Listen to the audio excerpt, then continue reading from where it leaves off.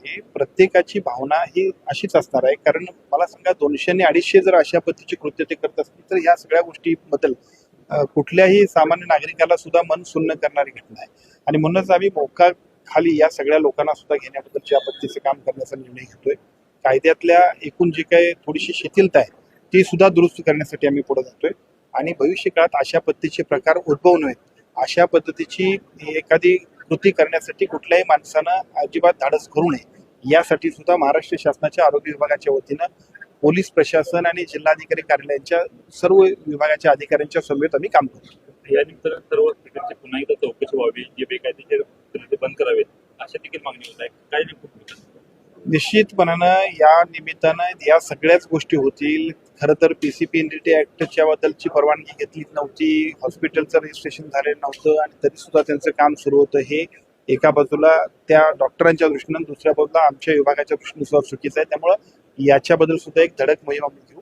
परवानग्या घेणं, right monitoring आणि सूचनांप्रमाणे काम करणं हे ते अपेक्षित आहे. या दोन्ही गोष्टींमध्ये एका बाजूला त्या संबंधित हॉस्पिटलनं आणि दुसऱ्या बाजूला आमच्या यंत्रणेतल्या सुद्धा काही लोकांनी दुर्लक्ष केले. दोन्हीवरती सुद्धा कारवाई होणार.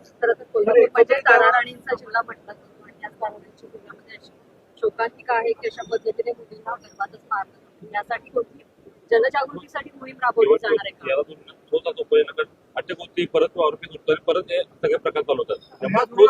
हे थांबवण्यासाठी खूप कठोर कारवाई काय? हा, प्रचंड समाजवर धक्कादायक आहे. ती व्यक्ती राज्यपती केलेली व्यक्ती एक समाजमध्ये धक्कादायक झालेला आहे. काय सावध ते मी आपल्याला एवढंच सांगतो की आपण एका बाजूला या सगळ्यासाठी अजून चांगल्या पद्धतीनं आम्ही याच्यासाठी खूप चांगल्या पद्धतीनं आपण ऑनलाईन आम्ही सगळ्या लोकांच्यासाठी या सगळ्या माहिती देणाऱ्यांसाठी ज्याला खबरे म्हणतोय आपण, त्या खबऱ्यांसाठी सुद्धा 1 लाख रुपयाचं बक्षीस दिलेलं आहे.